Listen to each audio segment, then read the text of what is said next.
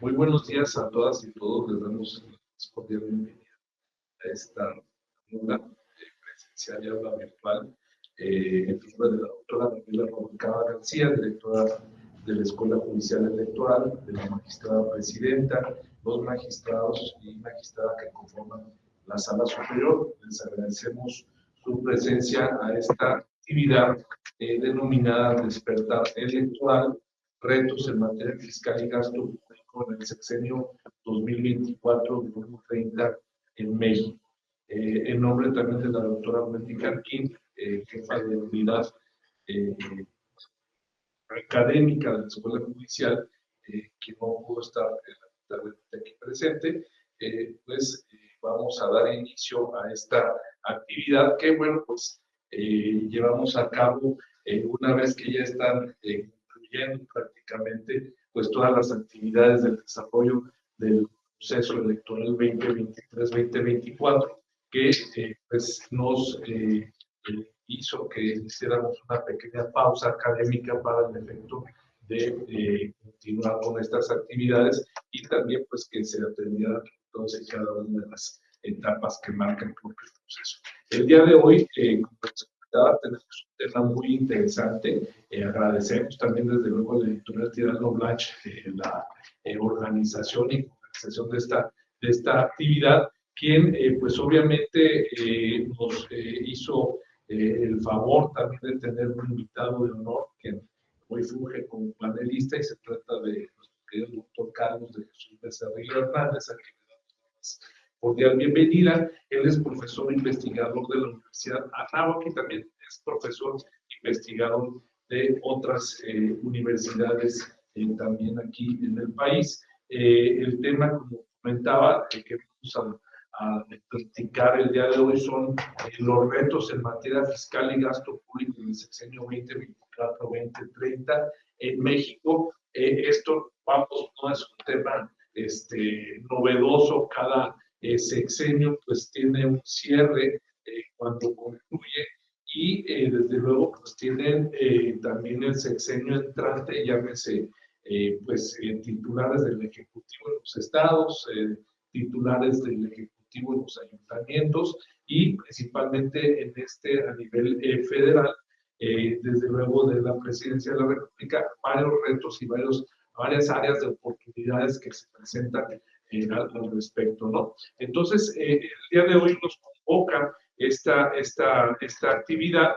Nuestro querido panelista es doctor y maestro en Historia Moderna. Hace ratito tuvimos una charla muy interesante sobre la historia aquí en nuestro país y que contemporánea del Instituto de Investigaciones, el doctor José María Luis Mora, es maestro en Derecho Fiscal y licenciado en Derecho por la Universidad de las Américas en Puebla. Actualmente es profesor investigador de tiempo completo en la Facultad de Derecho de la Universidad Anáhuac, México. Es miembro del Sistema Nacional de Investigadores Nivel 1. Es director editorial tanto de la revista Equistato como del Consejo Editorial de la Facultad de Derecho de la Universidad de Anáhuac, México. Es tesorero de la Asociación Mexicana de Historia Económica, AME.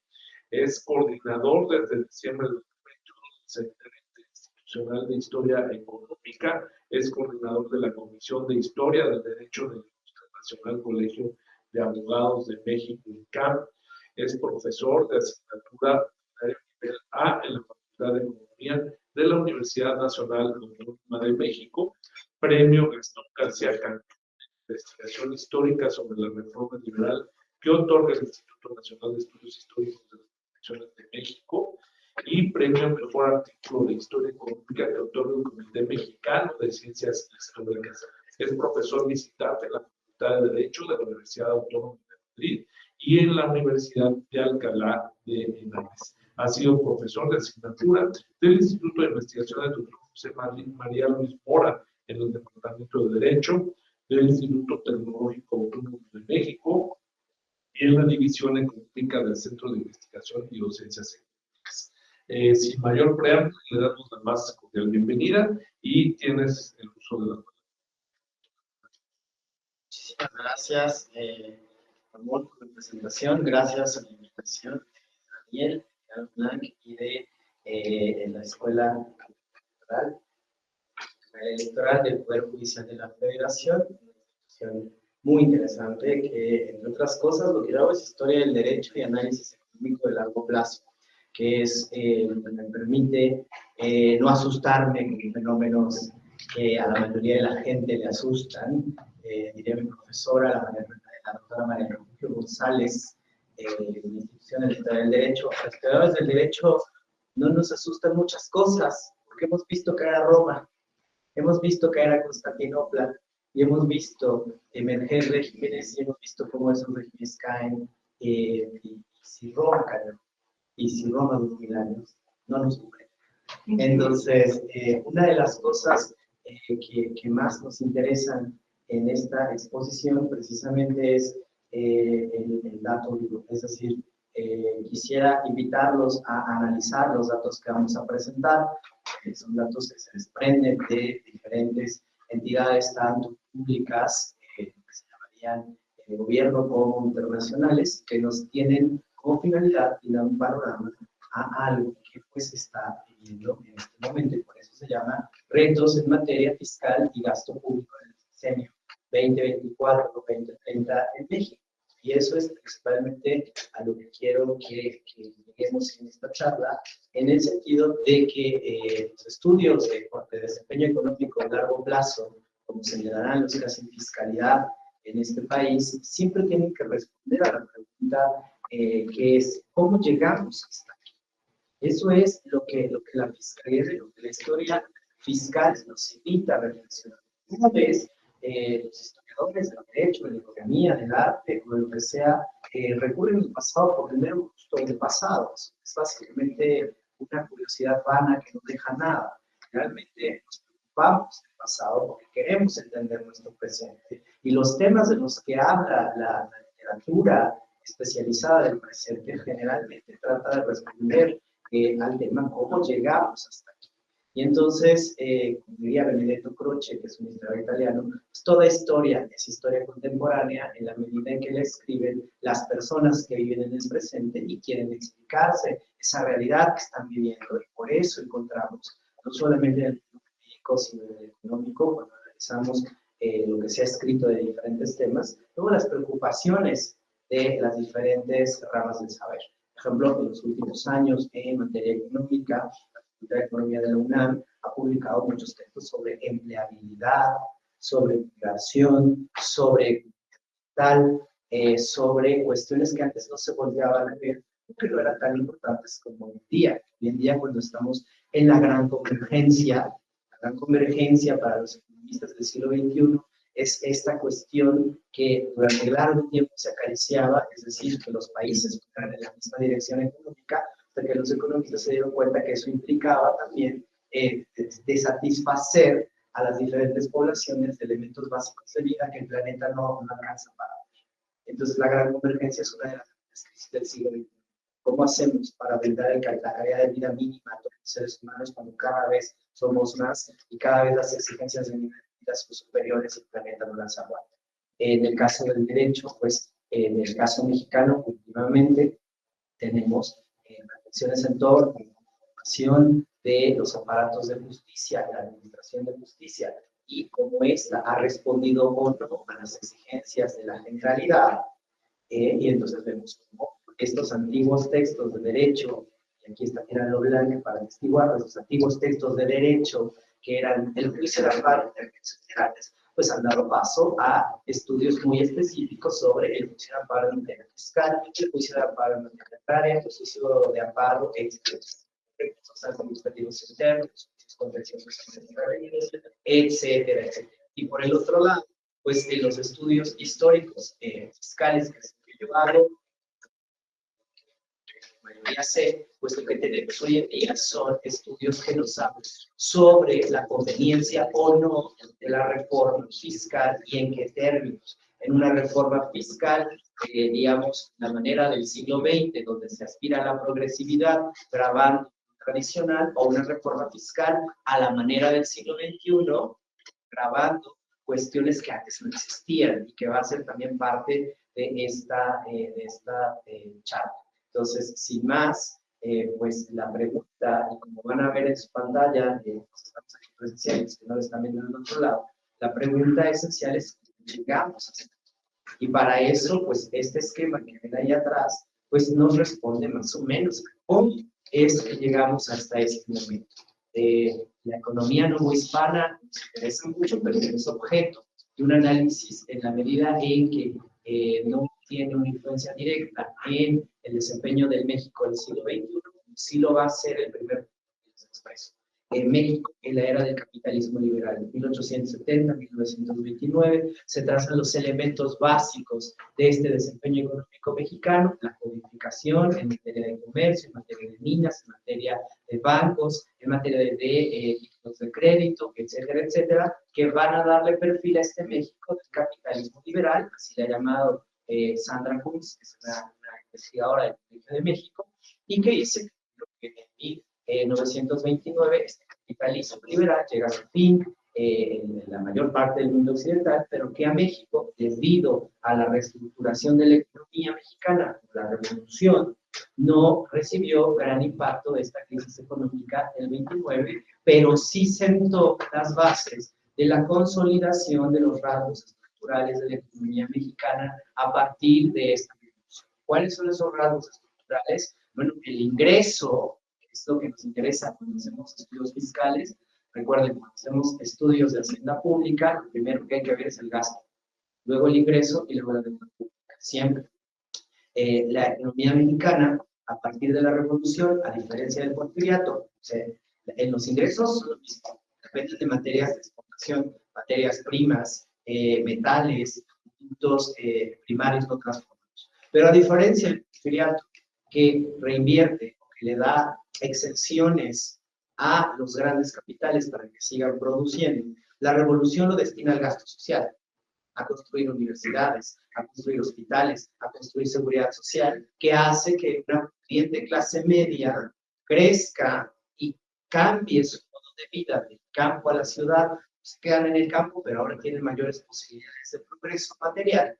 Y eso hace, lo que van a ver ahí, en el cuarto punto de 54 al 72, el llamado desarrollo estabilizado, basado en la sustitución de importaciones, que es básicamente el régimen preferido, no solamente por los comunistas priistas, sino también por los comunistas europeos. Recordemos que a la par del milagro mexicano está el milagro francés, el milagro italiano, el milagro español, y todas estas cosas que tiene el milagro de los británicos para sobreponerse a la Segunda Guerra Mundial tienen que ver con una sustitución de importaciones, aunque señalaría Graciela Márquez, en un texto bien simpático, Claves en la Historia Económica de México. Bueno, a diferencia de otras cuestiones, en Gran Bretaña supieron cuándo abandonar la sustitución de importaciones, básicamente como Margaret Thatcher, y en cambio, en México la sustitución de importaciones siguió haciéndose un capitalismo de compadres. Ese capitalismo de compadres que se adquiere en la estructura que les pongo ahí, sobre todo cuando comienza la crisis mexicana, en el 66 al 82, se arraiga sobre todo cuando el principal o la principal aportación a la hacienda pública es el petróleo, que algunos economistas señalan que no solamente es un bien del que México disfruta, sino una maldición que los gobiernos aprovechan, porque no hay mayor incentivo para modificar un sistema fiscal si quieres un ingreso constante. Entonces, acuérdense esa famosa frase, vamos a administrar redundancia, que seguimos esperando redundancia, pero esta frase del presidente López Portillo, bueno, indicaba que no había que hacer gran reforma si ya habíamos encontrado una base petrolera, de petróleo que nos podía sustituir, porque además, intencionalmente les puse la primera diapositiva, la foto de la presidenta Claudia Sheinbaum. ¿Por qué? Porque en materia fiscal necesariamente seguimos políticas públicas y política fiscal. Entonces, ¿cuál es el costo de la reforma fiscal? Se transforma en costo político. ¿Sale? Es bien interesante. Por eso, gran parte de los políticos que acceden al poder en primera instancia dicen que no van a modificar la estructura fiscal, porque si no, los beneficios van. Ese es un binomio bien simpático en la fiscalidad, sobre todo la que heredamos del PRI, la coordinación fiscal. En este país, si suben los impuestos, ¿a quién le echamos la culpa? Al gobierno federal, que es muy raro nuestro contacto con el gobierno de los estados. Bueno, que me digan qué impuesto estatal pagan, ni siquiera han de estar enterados. Porque el primer contacto que tenemos es con la federación. Y claro, si subimos los impuestos, los políticos se llevan a la federación. Y los gobernadores tienen una participación, la ley de coordinación fiscal, que la federación les da en cada momento. Pero siguiendo esta estrategia o esta línea de tiempo de cómo llegamos hasta aquí, pues nos situamos en el periodo del 82 al 92 o al régimen, digamos, al gobierno de este momento le encanta llamar el periodo neoliberal. Es decir, pero tiene una razón de ser llamarle así. Es el periodo de cuando llega el neoliberalismo económico, de la mano de esta reducción del aparato administrativo con el de la Madrid y de tratar de pagar la deuda mexicana lo más que se pueda caer en el fondo internacional y evitar salir de los mercados financieros, que es lo que tenían en la época de los 80 y que es lo que al final del día nunca pasó, pero los ejemplos estaban. La crisis del 82 es la llamada crisis latinoamericana de la deuda. Ahí puede pagar, el pobre de México tiene que pagar su deuda, si no sale. Y eso, sin embargo, eso genera lo que yo llamo los rasgos estructurales de la economía mexicana. Los años 90. Pues claro, un periodo de reforma tiene que venir de un periodo de crisis, porque rara vez reformas algo que nunca ha enfrentado una inestabilidad, una posible ineficiencia. Entonces, en los años 90 se establece que se tienen que reformar instituciones que no han demostrado esa eficiencia. En materia económica, pues tenemos al Banco de México, tenemos a la Suprema Corte de Justicia de la Nación, que el ministro los destituyeron en una tarde, o sea, no tardaron tanto en destituir, o sea, se fueron rápidamente. Fue una reforma muy intensa. Y eso dio pie a que los rasgos estructurales de esta economía mexicana se basaran en mecanismos que no tuvieran mucho que ver con el presidente de la República, que tomaba decisiones centrales en materia económica. Quedaron ahí unos resquicios de estas facultades económicas, sobre todo en materia arancelaria. Recuerden que el presidente de la República en materia de aranceles, con el 131 párrafo, puede aumentar o disminuir los aranceles sin necesidad de pasar por el Congreso, siempre y cuando la ley de ingresos cada año se la apruebe, pero se la aprueba siempre. Entonces, y todos los demás organismos que regulan la economía, pues, se salieron de esta omnipotencia del presidente de la República, incluyendo el tipo de cambio, la inflación que la controla o la tasa de control del Banco de México, la emisión de moneda solo con Banco de México, etcétera, etcétera. Y esto, bueno, ahí viene otro periodo que les pongo aquí, este sí ya es de mi ronco pecho, ya no es, todo lo que han visto hasta aquí son de autores que he leído o de estudiosos de la Facultad de Economía de la UNAM, pero a partir de 2018 a 2024 yo le llamo el desarrollo económico bajo el Estado Social de Derecho. Es decir, el Estado Social de Derecho es aquel que procura que sus ciudadanos tengan acceso a los mínimos vitales generalmente aceptados. No es un Estado socialista, es un Estado social de derecho, es un Estado social demócrata, a la manera alemana, a la manera sueca, a la manera de los Estados sociales demócratas.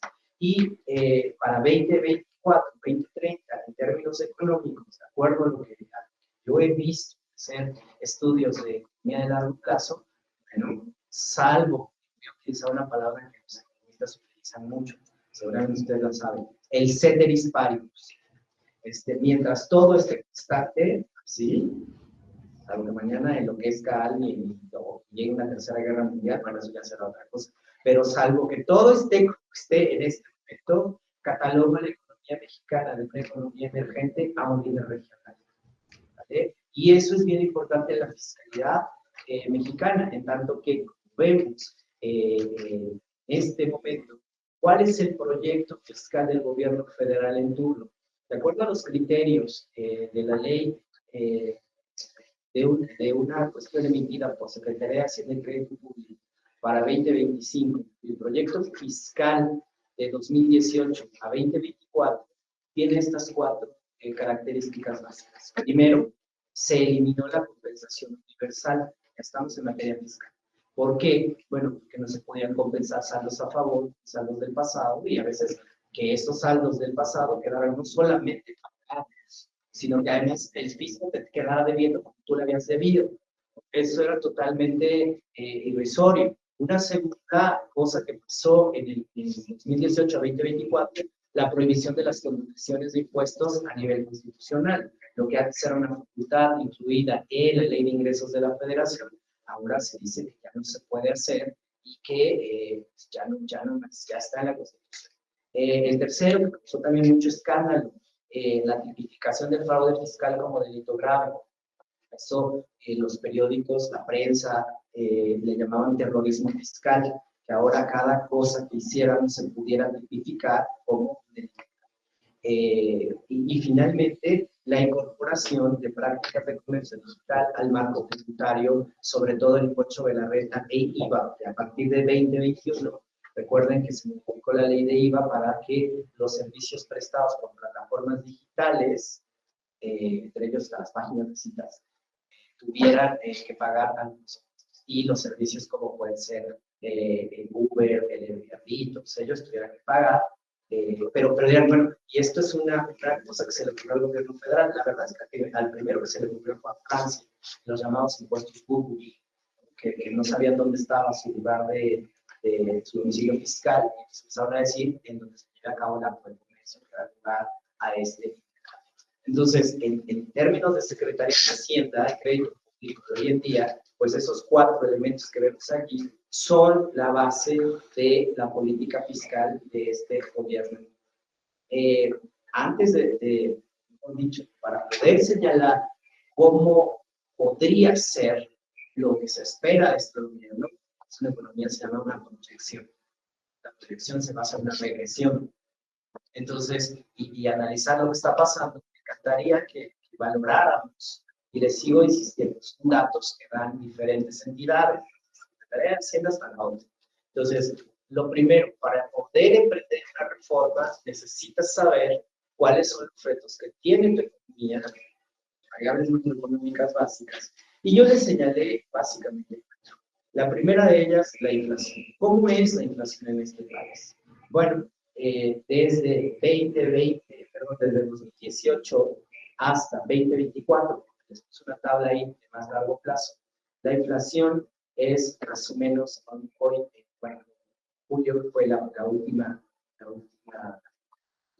trimestre que informó INEGI, pues es de 5.57%. Eso es básicamente nada. Si lo comparan con otros países de la región, o países parecidos a nuestro, al menos en idioma y cultura, pues si le pregunto a un argentino qué es eso, bueno, va a decir, esto es ginebra suiza. O sea, porque esta inflación no les representa nada. Entonces, en términos de acceso a bienes de consumo básico, y aquí además tenemos que tener presente que la ley del valor agregado no regula o no grava los bienes que son de primera venta, o sea, el tomate que venden en la central de abastos, que eso no tiene un componente impositivo. El que sí tiene es el que vemos en los centros comerciales, porque ese ya es de otra venta. Pero bueno, claro, dirán, cada vez que voy al súper todo está muy caro. Sí, porque usted es una persona con capacidad económica para ir al súper. Pero hay personas que van a la primera venta y les sale más barato. Entonces, segundo asunto con otra variable básica, que también les asusta mucho a las personas que no hacen análisis de largo plazo. Tipo de cambio, la moneda más popular, usualmente cambiable, pues es el dólar. Hacemos muchas, pero no se hacen tantas transacciones con otras. Desde julio de 2019 a julio de 2024, el promedio del tipo de cambio de estos 6 años ha sido de 19.52 pesos. Es decir, empezaron con 20 y tantos pesos, el mayor pico fue en pandemia, que llegaron a casi 24, 25 pesos por dólar, luego bajó a 21, y luego todos eran muy felices cuando, aquí tengo otra gráfica, cuando en este año llegó el mínimo histórico a 16 y algo pesos, perdón, el año pasado, y luego siguió una constante de variación que se mantiene en este año en 19.23. Entonces, esta otra variable básica, pues tampoco asusta, porque se ha mantenido constante. Yo sé que no vivimos de los promedios, que los promedios escapan a las particularidades, pero tampoco es una medida que nos señale alguna precaución hasta este momento sin existir. Mañana todo cae. Pero bueno, entonces, pero hoy la tasa es 11, estamos bien. Tasa, negro en 1929. O sea, todo estaba bien, la gente tiraba de los edificios. Pero eso es el riesgo de vivir el capitalismo, siempre. Tasa de interés interbancaria de equilibrio, la famosa TIE, también es una tasa que ha disminuido desde el 11.05%, que es el saldo que traigo de un año, que es septiembre de 2023, hasta la última que hicieron, la bajaron a 10.75. Entonces, esto le molestó mucho a ciertos sectores financieros, la baja, porque pensaban que una alza implicaría un equilibrio de algunos agentes macro, pero pues, como México decidió bajarla. Quisiéramos que hubiera bajado mucho más, pero no, tampoco tenemos todo el jalón, y en ese sentido, viendo el último texto de Gerardo Esquivel, que fue subgobernador del Banco de México, donde explica por qué esta tasa tiene que bajar cada vez más. ¿Sí? Y además no tiene que ver solo con México, también tiene que ver con la Reserva Federal. Este gobierno es muy claro, consciente de que no es un islote que viva solo. Otra tasa, indicador que nos permite hacer una ponderación, pues es el que ven aquí, que es el ingreso de presupuestos del gobierno federal. Aquí solamente se los traigo con lo que señala el artículo primero de la Ley de Ingresos de la Federación, y les acerco un comparativo a 3 años. Es decir, lo que ven aquí es cuánto ha ingresado por concepto, tanto de, acuérdense que el artículo primero de la Ley de Ingresos de la Federación grava tanto ingresos tributarios, bueno, establece ingresos tributarios como no tributarios, y también da un porcentaje para los petroleros. Pero si lo dejan así en general, los totales, pues vemos una recaudación. Miren, 2021 tenemos un crecimiento real de menos 0.01%. Eso es porque se recuperaba de la COVID-20. Entonces, no, y aún así, si ven la caída que tiene, es nada, es de 0.1%. O sea, es un decimal de caída. Pero para 2022, los ingresos tributarios, los ingresos del gobierno federal, han aumentado en un crecimiento real de 2.8%. Están viendo esta gráfica. Entonces, quiere decir que de 2021 a 2022 se recaudaron 500 millones de pesos más que de un año a otro. Y para 2023 tenemos un 3.2% de crecimiento real en la recaudación, pues va a pasar de 4.790 millones a 5.214 millones. Entonces, en términos generales, la recaudación fiscal federal está. No hay gran cosa que decirle a esa recaudación. Ahora, aquí entran dos factores, espero les quede claro. Una cosa es el éxito en la recaudación del gobierno federal, y la otra es lo que el contribuyente percibe de lo que es ese éxito fiscal. Pues a lo mejor para el gobierno federal es exitoso, la verdad Peña Nieto fue exitosa. Me tocó hacer un texto sobre reformas estructurales de política fiscal. Fue muy exitosa, un aumento de casi 12%, 7 a 12% de la recaudación, que era exitosísimo.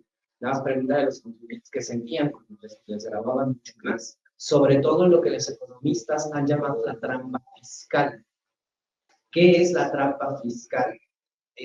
Pues esto que trata de medir que la gente no paga impuestos. Y dices, una economista de la que se llama Bosch, pero bueno, ahí lo ven, tiene un texto que se llama la trampa fiscal. Entonces, ¿qué es la trampa fiscal? Eso tiene un... Pero, ¿qué es la trampa fiscal? Dice este hombre, ¿por qué no se pagan impuestos? Es la pregunta. La respuesta es porque no hay buenos servicios públicos. Llegamos a eso. ¿Por qué no hay buenos servicios públicos? Porque no se pagan impuestos. Y entonces hay una trampa fiscal que es circular. ¿Sale? Y entonces los economistas han señalado que se Aleppo, que tiene una curva de cómo se hace la evasión fiscal. Entonces él, así con sus alumnos, desde muchos años estaba sentado en una servilleta, les garantizó y les puso un cuadro. Si la tasa del impuesto no es más del 35%, el índice de evasión fiscal baja, porque la gente no tiene tanto incentivo para defraudar el fisco. Entonces, dice, el 35% sería lo ideal de una tasa de impuestos. Él escribió como en los años 50. Pregúntense sobre la tasa fiscal en Suecia, que es del 56%. Lo que vemos con los sueldos, los que tienen, si hay que siguen viviendo, pues se cambian de nacionalidad, pero sigo insistiendo, en ingresos presupuestarios del gobierno federal, pues vean la tabla les dice que al contrario, van aumentando. ¿Y cómo han ido aumentando? Esa sería la pregunta electoral. ¿Se han aumentado impuestos en este sexenio? Pues la verdad es que no. Si nos vemos, ¿qué se han hecho? No es aumentar el impuesto, es aumentar la base gravable, que eso es la maravilla, ¿no? Antes no se pagaba por servicios de streaming, ahora sí, que fue cuando Netflix tembló, así que el terror, cuando le dijeron que ahora tendría que tributar y se tuvo que, ¿se acuerdan que antes Netflix no le estaba, no les daba factura, porque no tenía domicilio fiscal en México, no tenía en Estados Unidos, pero al obligarlos a tener domicilio fiscal en México, también acceden a los beneficios fiscales que hay en México. Y entonces, ustedes pueden buscar en el financiero, es muy fiable, porque son empresas financieras, donde Netflix dice, ahora ya hay Netflix de México. Y eso es muy, muy interesante. Si vamos ahora, vamos al gasto, lo que tienen allí, el gasto del sector público federal comparado a los últimos 3 años. Pues aquí hay una polémica, en tanto que el gasto federal fue el que se prometió que iba a disminuir, pero era el gasto corriente federal. Hubo un aumento, es cierto, en 2019, en 2020, y si ven la gráfica, en 2020 hay un aumento real del gasto del 6.3%, sobre todo destinado a estos proyectos que para no meternos en problemas, se vaya a decir, de infraestructura monumental. Entonces, estos proyectos, pues para eso era el dinero. Y se ve también el gasto real crece en 3.9% en 2022, pero en 2023 ha crecido solo 1.9%, y de acuerdo al informe de Secretaría de Hacienda para 2024-2025, se aspira a que en 2025 se reduzca al menos el 0.5% del total. ¿Por qué? Porque estas obras a las que se destinó gran parte de este gasto, pues están que se están concluyendo y cada vez necesitan menos que como cuando empezaron. Tanto el gasto, pues no es tan exagerado. Es más, si ven esa gráfica, es un gasto exagerado. El gasto corriente, ya ni les digo, el gasto corriente es para las dependencias, para mantener a todo esto. Vean, el gasto corriente para 2023 fue de menos 1.4%. Es decir, la dependencia pública, pero eso quiere decir que les cortaron nuestra caracol de agua. ¿No? O sea, pero bueno, el gasto de 2023 es de menos 1.4%, lo cual, visto de esta manera, bueno, implica un ahorro. Sigo insistiendo, hay una diferencia bien interesante entre la práctica que estamos y la aplicación real. Ahorita estamos en números de este momento. Luego, una cosa también que tiene que ver con la fiscalidad, que sería el gasto federalizado. es decir, las participaciones, aportaciones y subsidios a transferencias, estados y municipios. También les traigo un comparativo de los últimos 3 años.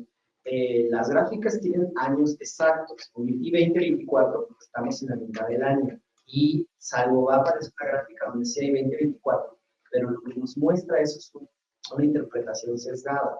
Y no quisiera que se llevara una interpretación sesgada de las finanzas públicas. Quiero años completos. Si se dan cuenta aquí, la participación del gasto federalizado a estados y municipios va creciendo. Es decir, la política fiscal federal es conciliatoria con las estatales. Y me imagino que eso no sorprende que haya grandes quejas de los gobernadores estatales, los poderes judiciales estatales, cuando su gasto público recibido desde la federación aumenta. Si ven esta tabla, el ramo 28, que es el que incluye a todo lo que le van a dar estados, municipios, todo esto que ven aquí, el ramo que van acá, en 2021 pues es negativo. O sea, lo que se transfiere a las entidades pues, es mucho menor que lo que se transfirió antes, porque normalmente viene saliendo de pandemia. Pero en 2022 no creció 2.6%, bueno, creció realmente 2.6%. Pero eso implica 3 dígitos, de pasar al negativo a pasar al positivo. Entonces, a los estados en 2022 se les dio 2% real más en 2021 y en 2023 más o menos constante con 2.5%. Entonces, ¿qué quiere señalar esto? Que los estados han estado recibiendo y en demasía lo que les corresponde por concepto de participaciones federales. Si aquí cada quien traduzca el lenguaje político local que quiera o que tenga en mente. Simplemente les está diciendo que la federación ha cumplido con darle, si quieren llamar así, su mochada a los estados. Los estados han recibido con mucho gusto. Sigo insistiendo, aquí esto nos habla de una participación política fiscal donde la federación no está dispuesta a asumir un costo fiscal negativo, porque se interpretaría un costo fiscal también negativo para ella. Entonces cumple con su función. Otra variable que tenemos en esto para analizar, la deuda del gobierno federal. La deuda del gobierno federal representa un aumento de ella en un 50.2% desde 2018 para acá. Eso es verdad. Pero eso es constante con las deudas que tienen otros países del mundo y que básicamente, en términos netamente económicos, el acceso a deuda significa una calificación crediticia favorable. Porque si no tienes una calificación crediticia, nadie te va a prestar, ni el del COPE. Entonces, el asunto es que la deuda es controlable, ha aumentado, es cierto. Si ven allí, 2018 tiene la deuda neta total, con deuda interna y externa, es de 7.623 millones, pasa a 8.000, a 9.000, y para 2024, este es la que les tengo sesgada, 7 meses, pues es de 14.000 millones. Por lo tanto, hay un aumento de 2018 a 2024 de 50.2% de la deuda correspondiente a lo que tiene que ver con el producto interno. Me dirán, hoy me dijo que íbamos a hablar de una reforma fiscal y me dijera abogado, seguimos viendo números, porque si no, no podemos hacer una propuesta de qué se va a mejorar si no sabemos. Los alumnos de cuando hablan del Excel me dicen, calcular cuánto IVA es acreditable y cuánto no. O sea, pero bueno, la deuda es constante, pero no es exagerada. O sea, tomando una frase del régimen, que decían que la deuda era exagerada o que estaba en crisis. Bueno, o sea, sí aumentó la deuda. O sea, el dato no es falso, pero se exagera. Entonces, sí aumentó, pero no es algo que sea, si quieren ver así, para esto, las estimaciones de finanzas públicas 2024-2025. Bueno, dicen nuestros especialistas en finanzas públicas de la Secretaría de Hacienda que si tenemos un rasgo de crecimiento de entre 2.5% y 3.5% para 2024 y el estimado entre 2 y 3 para 2025, bueno, los ingresos presupuestarios van a tener ligero aumento de 20.3 a 21.5. Los petroleros todavía no están dando lo que tenían que dar. Informe de Secretaría de Hacienda es que necesitan que sí dé, porque necesitan autonomía en materia de combustibles. Y lo que sí está dando un poquito más son los ingresos que no son tributarios. Hay ingresos no tributarios, o sea, no tienen como fin recaudar. Es decir, los contenidos en el impuesto especial sobre producción y servicios, eso se estima que van a aumentar más, que son los impuestos a los vicios y a las porquerías. Y eso esperaba alcohol, tabaco, botanas, juegos de azar y todo eso, que a nadie le importa si sube. Bueno, sí nos importa, ¿no? Pero no es algo que sea vital para vivir, como le dicen los fiscalistas, ¿no? Acuérdense que estos productos tienen una demanda inelástica, quiere decir que si suben la botella de vino, la gente la sigue comprando y que la suban. Eso viene bien, porque estos productos son inelásticos, pero la comida es elástica. Si te suben el kilo de frijol, te van a comprar dinero, pero si te suben el cigarro, sigues comprando el cigarro. Entonces, esa es una cosa que es interesante, donde se tiene que ver. La pregunta, para que no se nos acabe el tiempo y pasemos a la discusión de esto, es, cuando en la 87 bajo dimensión bancaria, se le pregunta a la entonces todavía virtual presidenta si va a aumentar los impuestos flow, además de que el presidente anterior dice a los banqueros, han ganado más en este sexenio que todos los anteriores. Dice, me da mucha pena decir esto. Pero sí, y ella dice, pues no estamos pensando en una reforma fiscal. Si llegaremos a ello, habrá que preguntar. Entonces, más adelante le preguntan que si no va a haber una reforma fiscal, entonces, ¿qué va a haber? Y ella dice que va a aumentar la recaudación de los impuestos con el aumento de la digitalización de los servicios de recaudación prestados por el SAT. Y además que va a optimizar la administración de las aduanas.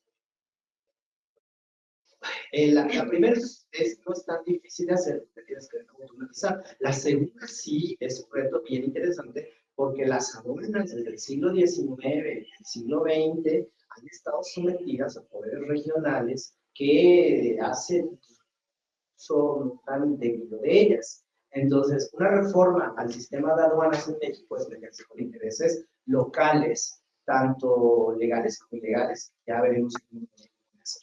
Y en el caso de la sistematización por medio de la digitalización de los servicios prestados por el SAT, básicamente es lo mismo que se hizo en el 2016. Por eso, a esta reforma fiscal tantamente añorada, en los estudios yo le llamo la crónica de los deseos no cumplidos. Siempre se quiere reformar al fisco mexicano, pero no se atreven a reformar al fisco mexicano. Cuando se atreven en el siglo XIX, los grandes agentes económicos, uno que trata de reformar al fisco mexicano es Benito Juárez, y cuando lo trata de hacer, pues bueno, nos atrae un emperador, realmente se reforman los impuestos.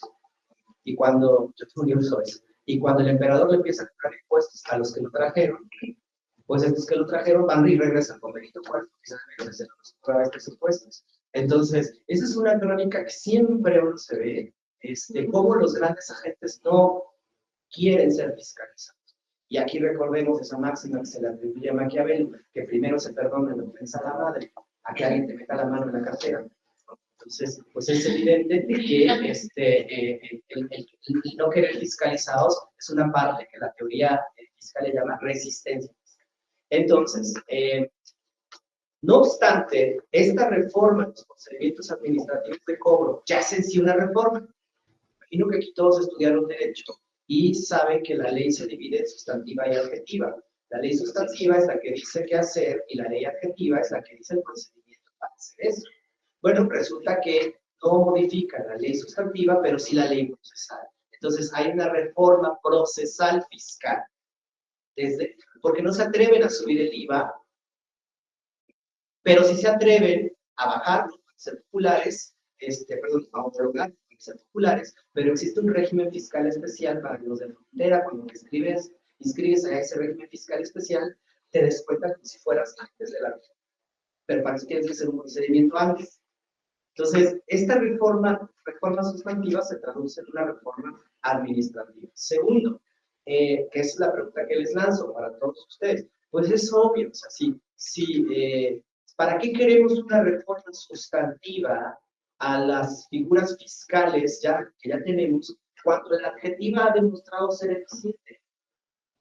O sea, en términos fiscales, la reforma de Peña Nieto en términos adjetivos, o sea, el proceso, y las que ha hecho Andrés Manuel son eficientes, está cobrando más. Sigue existiendo. Los contribuyentes son otra cosa. Esos ya alguien los estudiará más detalladamente, se quejan amargamente, cuántos amparos imponen, pero desde los datos de Secretaría de Hacienda, pues es eficiente. ¿Qué tendría que cambiar algo que funcione? Y entonces recurriremos a los economistas más renombrados del siglo XIX, XX y XXI, que decían que no hace falta crear nuevas figuras fiscales, sino administrar bien las que ya se tienen. Administrarlas de manera correcta y vigilar su destino al gasto. Y aquí vendrían elementos de vigilancia y correcta aplicación de los recursos, que ya escaparía de la Secretaría de Hacienda. Ahí sería Auditoría Superior de la Federación o todos estos organismos encargados de hacerlo. Esto también les lanza la siguiente pregunta. Daré 2 segundos para que lo piensen. Si alguien lo quiere responder en esta mesa o en el chat, pues lo respondemos. Esas 2 preguntas que abajo se las hizo al público François Carran en 1801, en un libro que se llamaba Economía Política. Y les preguntaba, ¿cuál es el mejor impuesto? Pregunto a todos ustedes. Y también les decía, la posición, ¿cuál es el peor impuesto? ¿Cuál creerían ustedes que es el mejor impuesto? El que no te pone. Pues no existe, ese sería un impuesto directo. Y yo creo que sí, el IVA a la exportación es 0% y además, perdón. El mejor impuesto es el que se usa para lo que se tiene que usar, para mejorar al país, para contribuir al gasto público. Aunque la Suprema Corte de 1969 señaló que gasto público es todo lo que esté en el presupuesto de gasto. Pero el que sí se usa precisamente. El mejor impuesto, decía François Canard, así, bien fácil, decía, el mejor impuesto es el impuesto viejo, porque la gente ya se acostumbró a pagarlo. Y entonces lo hace como si ya siempre ha vivido con él. No se cuestiona si es desproporcionado, inequitativo, etc. Y ejemplos hay miles. Inglaterra hasta 1918 más o menos cobraba el impuesto que en la época novohispana aquí se llamaba por capitación. Cumplías 18 años, tenías que pagar un impuesto por existir. Pues todavía de diferente. En Inglaterra existía hasta más o menos la mitad del siglo XX y no lo llamaban desproporción, no, como lo habían pagado desde Juan Sin Tierra, 1200 y algo, pues ya el señor ya decía. Algunos estudios de cultura fiscal han demostrado que incluso las juventudes se sentían muy orgullosas de ir a pagar su impuesto, porque significaba que ya eran adultos, que ya eran hombres que podían participar de la cosa pública. Entonces ya era de cultura fiscal, de cultura popular. El caso mexicano, hay muchos casos que encontramos por ahí que te quejas amargamente de la Pero ¿cuál es el peor impuesto en contraposición? Pues el nuevo, porque la gente no está acostumbrada a pagarla. Y decía François Canard, aunque esté diseñado conforme a la economía política más moderna de ese momento, nadie lo quiere pagar. Y si no, pregúntenle al pobre de Felipe Calderón cuando se le ocurrió meter 2 impuestos nuevos que eran IDE y IET, que solo duraron lo que él duró la presidencia. Porque cuando los metió, en el 1 de enero de 2007, había 50,000 amparos ante la Suprema Corte que tuvo que interponer, que tuvieron que abrir salas especiales para resolverlos. Y cuando llegó Peña Nieto, básicamente se acabó este régimen de terror, ¿no? Porque y esos impuestos solo existieron en ese momento. Y eran impuestos bien simpáticos. El IET, bueno, me parecía innovador, se sustituía el impuesto al activo. Además, si por IETU te daba menos saldo que por ISR, pagabas IETU y no ISR. ¿No? Pero alguien decía, sí, pero pago doble contabilidad porque llevo contabilidad de IE, contabilidad de ISR. Y luego el IDE, que parecía que tenía buenas intenciones de combatir al crimen organizado, no depositabas en efectivo, pues alguien le dijo, pues, ¿tú crees que esto es depositario? ¿No? Entonces, porque era un impuesto básicamente para la gente común. Entonces, esos eran impuestos feos. Entonces, si les pongo esta tabla que ven allí, me atrevo a apoyar en este momento lo dicho ahora sí por la presidenta electa, Claudia Sheinbaum, en el sentido de que no es necesario en este momento. Si ven la gráfica que tienen ahí en su pantalla, ¿es decreciente o creciente en términos de recaudación? Pues hasta más del 5%. O sea, pues cada vez crece más la recaudación así como la tenemos. ¿Para qué quieren estos números? Si me van a generar un costo político. ¿Para qué? Si mi presión fiscal es constante, si mi inflación pues no urge meterle dinero a la economía para que no haya inflación, no urge meterle dinero a Banco de México para que el tipo de cambio baje porque está en 19 años. Pues aquí aplicaremos lo que diría un economista del siglo XIX. La economía del país es como la de una casa, donde un padre responsable no renuncia el ingreso que ya tiene, si es que no ha conseguido otro, ¿sale? Entonces decía este economista que le escribió al emperador Maximiliano, no se deje llevar por teorías que suenan muy bien en la práctica, en el papel, pero no funcionan en la práctica. Y sin embargo, sí existen impuestos que voy a ejemplificar cómo se han insertado en el impuesto sobre la renta y el impuesto al valor agregado, que son los impuestos digitales. Los impuestos a partir de 2020 se han puesto en la ley mexicana, pero ni siquiera porque la ley mexicana sea voraz si quiera ponerlos. Este es un impuesto digitales en el ojo internacional. La OCDE aconseja que se establezcan impuestos a empresas tecnológicas del mismo 15% de sus ingresos, para evitar lavado de dinero. Muchas de ellas, como no tienen domicilio fiscal, pues no sabemos dónde tributar. Esa también es otra de las cosas que a la ley procesal también hay que modificarla, porque cuando uno ve dónde producen las empresas más importantes en México, parece que son el Estado de México y Ciudad de México. Hasta que uno les pregunta, pero ¿nunca tiene una fábrica de esa empresa ahí? Ah, no, es que su domicilio fiscal está en Ciudad de México. Ah, pues esa es otra cosa, está en Ciudad de México porque tienen otro tipo de incentivos y entonces desde aquí tienen el domicilio fiscal, pero no quiere decir que buscan aquí. No, pero nunca le haya puesto a reparar en eso, que no es uno de estos. Pero fíjense, estos impuestos a plataformas digitales, solamente quiero señalarles que, se los repito, lo inició Francia, y bueno, determinaron que donde se deben de pagar son en el propio territorio donde se hace la transacción. Esto lo dice el país en el 2020, Francia cobrará la transacción. México empieza a cobrar todos estos. Entonces dice, vamos a cobrar los que generan bienes y prestan servicios en Internet y a los que prestan servicios digitales por residentes en el extranjero. ¿De cuándo? Lo presentes aquí.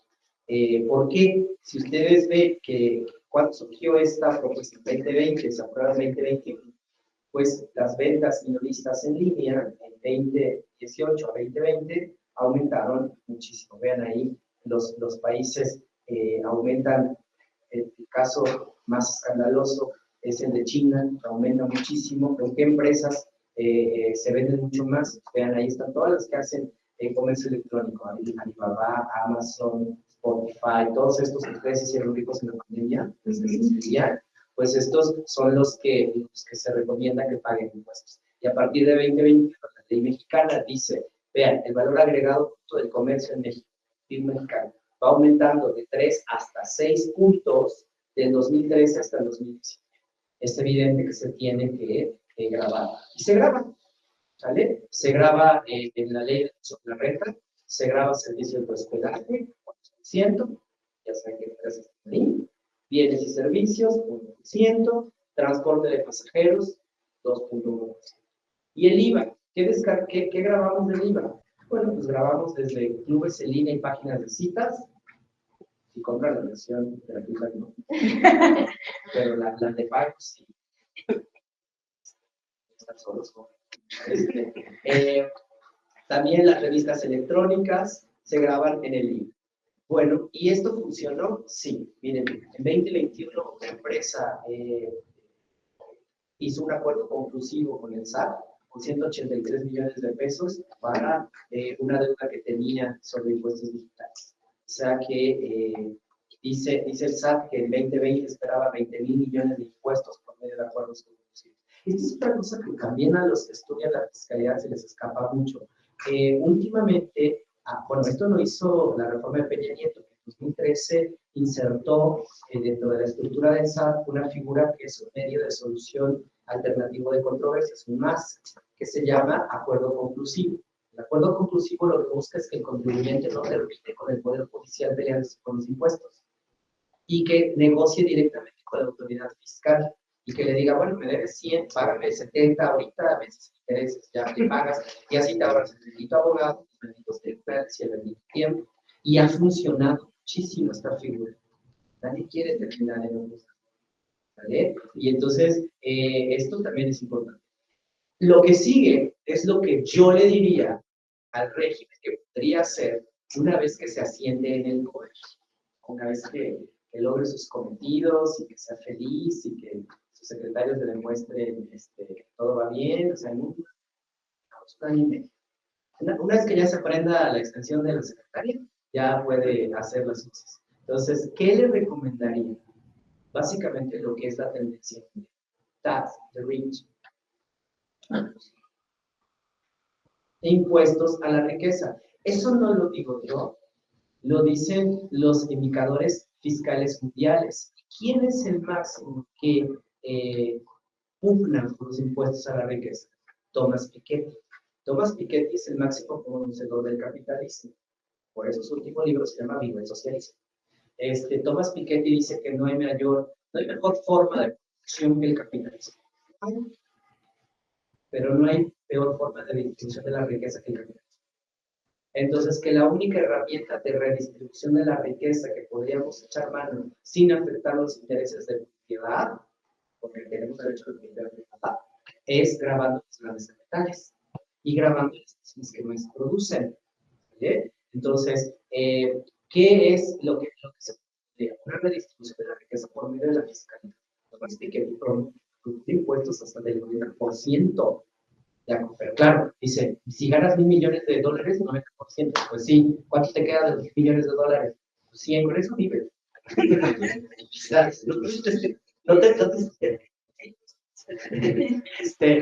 O sea, está señalando unos impuestos. Otro de los impuestos que se ha puesto en discusión en el mundo son los impuestos a las herencias.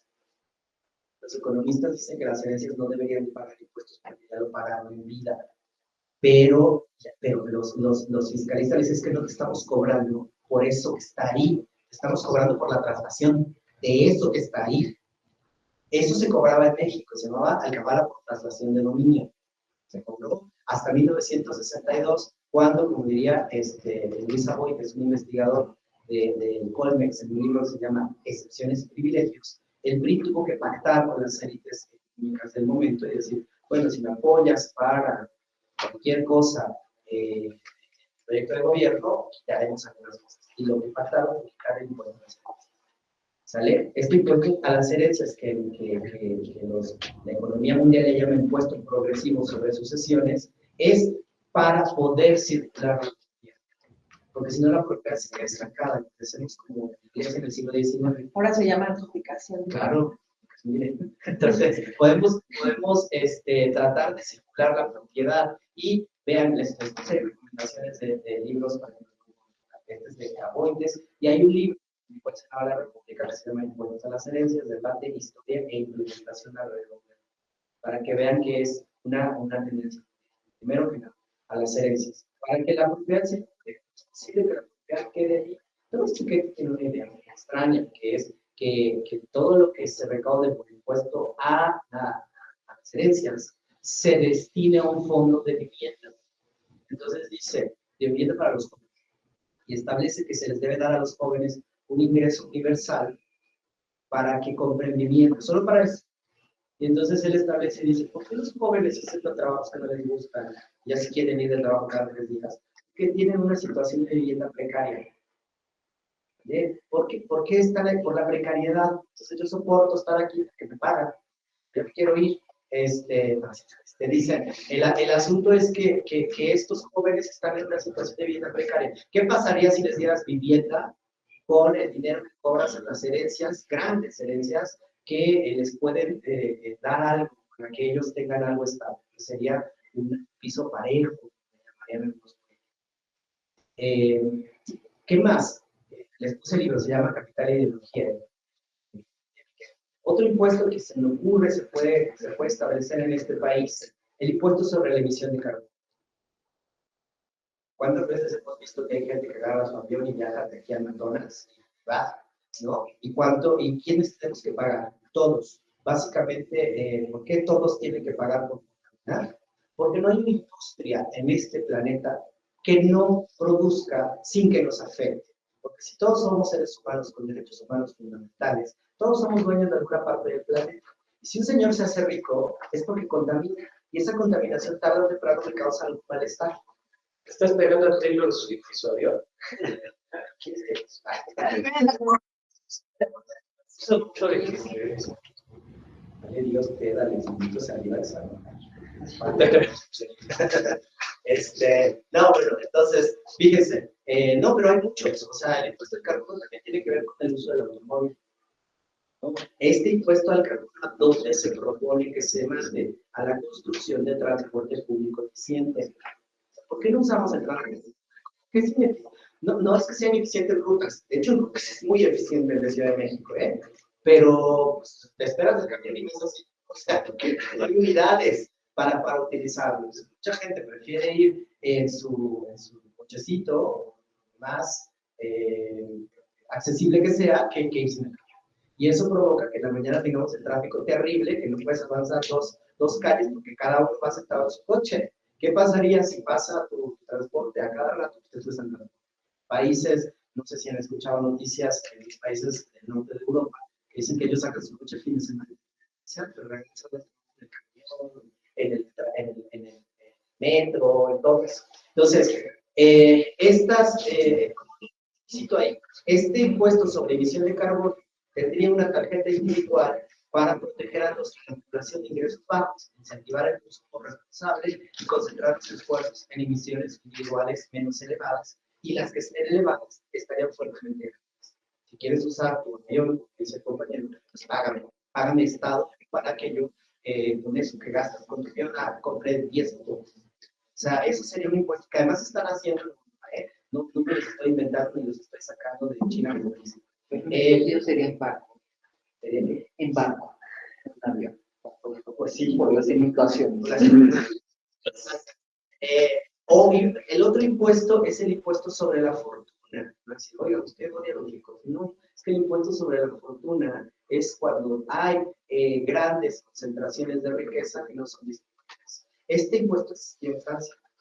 Existió hasta 2017, que lo abolió la derecha. ¿Por qué? Porque decía que afectaba muchísimo si tú acumulabas mucho dinero. El asunto no es acumular dinero. El asunto es que la fortuna que no está invertida o que está produciendo, pero que se mueve por otros lados, no sea grabada. Una de las cosas que se debe encontrar en este país para vender cosas sin que grabes impuestos y si no ven el escándalo de Citibanamex, donde llegó aquí, es compra y vender bolsa de valores. Entonces, cuando vendes ahí, pues no estás seguro. ¿Cómo le haces?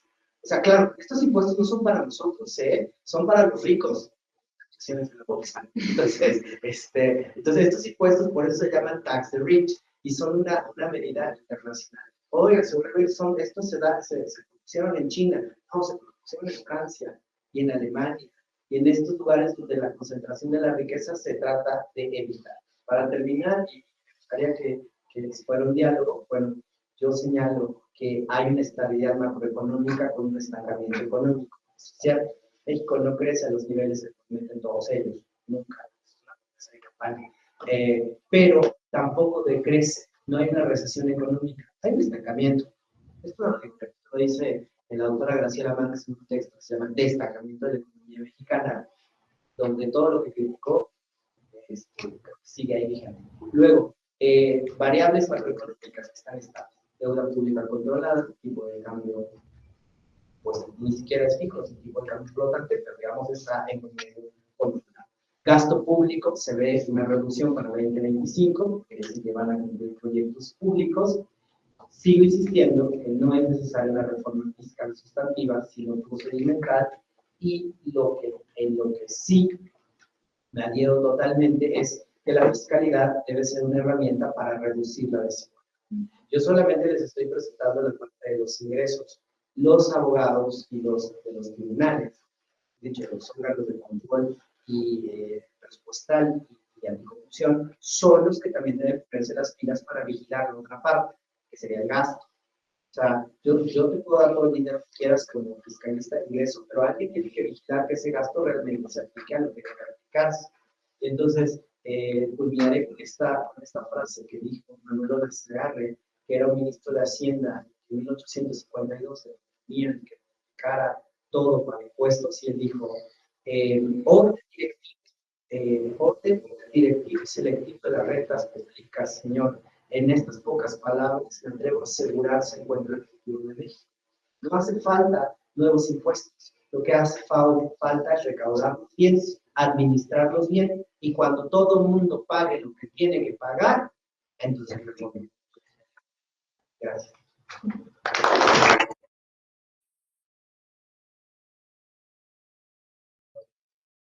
Vamos a abrir la ronda de preguntas y respuestas. Le agradecemos mucho a Carlos sobre pues, estas reflexiones tan importantes, porque en muchas ocasiones nos dejamos llevar medios de comunicación, las opiniones de redes sociales, y también pues no sabemos qué tanto tiene de certeza o tiene de verdad todo esto que se analiza. Bueno, lo analizamos desde una óptica muy ligera, ¿no? Previo a ceder el uso de la palabra, Octavio, José Antonio, una pregunta. Siempre hay dudas cada sexenio respecto de las subvenciones que hace el gobierno en algunos pagos de algunos servicios. En concreto, en el tema de la gasolina, que siempre estamos preocupados cada sexenio o a la mitad del sexenio si la gasolina va a subir. Platicando con una persona que preside una asociación de gasolineros, me comentaba de que pues, la gasolina, si se tiene un precio real, estaríamos hablando aproximadamente de 45, 50 pesos. ¿Qué nos pudieses decir al respecto, mi querido Carlos? Y no nada más de la gasolina, sino los demás servicios en donde el gobierno inyecta dinero, si hay algún riesgo o hay alguna situación ese advertirse asistente que nos propone. Queremos hacer mucho. O si dices, si quieres adelante con el doctor Jesús. Sí, adelante. Entendiendo desde luego que tu exposición es desde la perspectiva jurídica, ¿no? Pero tú bien señalas, para poder abordarlo se requieren ciertos elementos de análisis de la economía. Mi pregunta sería la siguiente.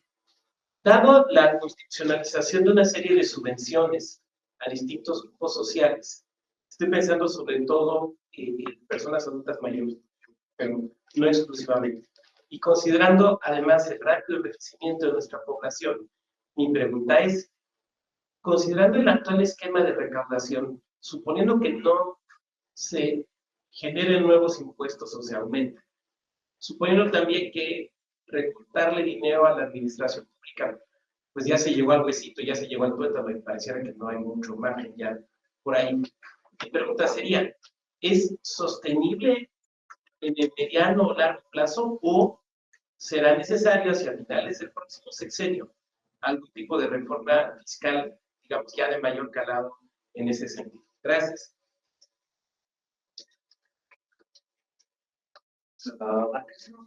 De considerar cuál el desarrollo histórico que fue presentado y pues también algunas frases coloquiales como que no es falso, pero se exagera, considerando que por estos datos que aparentemente se dan, nos pareciera que estamos mejor que Dinamarca.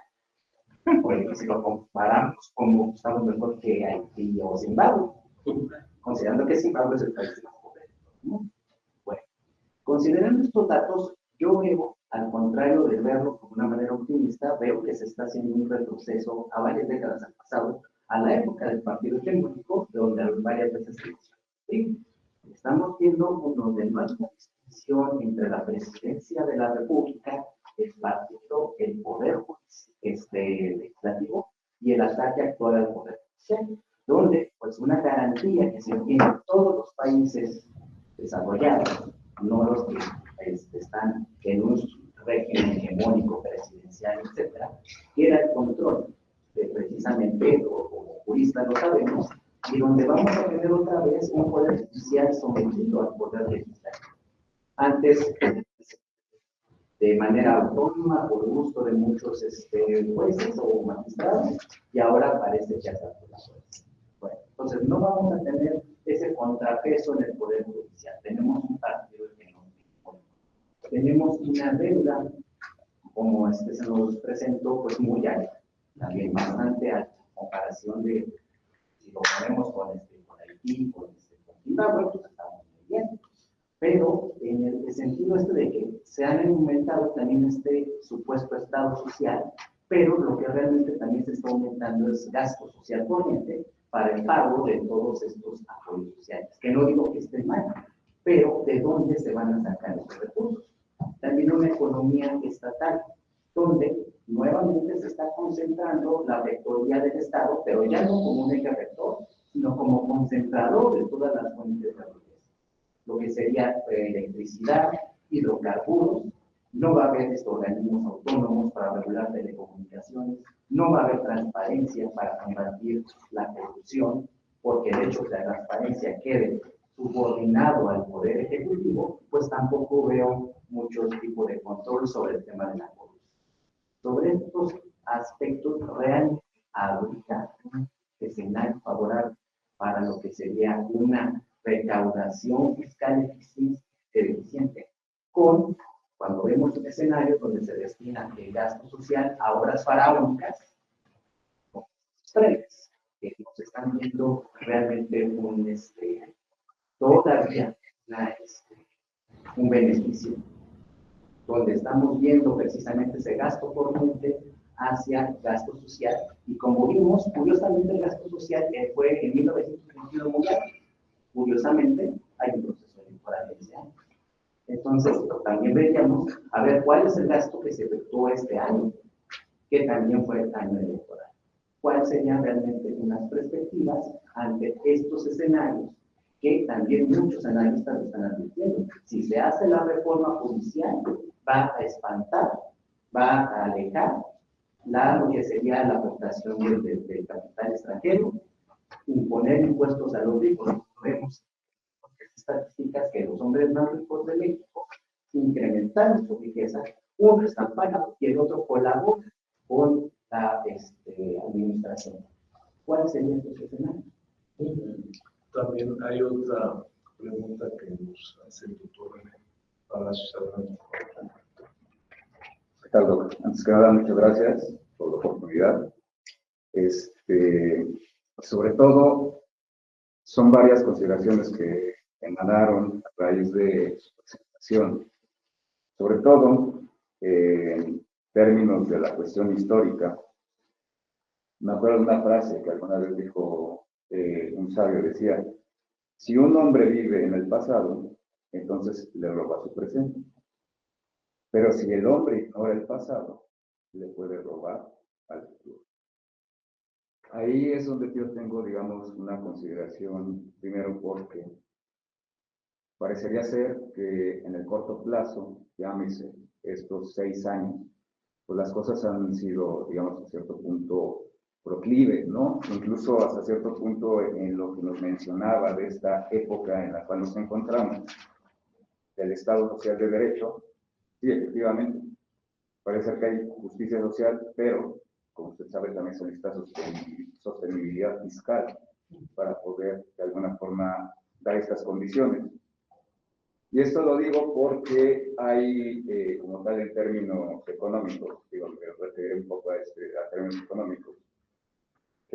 Alguna vez Laffer lo había planteado, la curva de Laffer, que si tú aumentas como tal la tasa impositiva, buscarías que aumente la recaudación. Sin embargo, como todo, tiene su máximo. Entonces, el problema es cuando entras en una paradoja en la cual, a pesar de que se aumentan los impuestos, la recaudación está haciendo la misma. Y sobre todo porque nosotros estamos teniendo elementos, ¿no? O sea, los elementos de la efectividad fiscal, en términos generales, es el déficit fiscal, base impositiva, ingreso fiscal.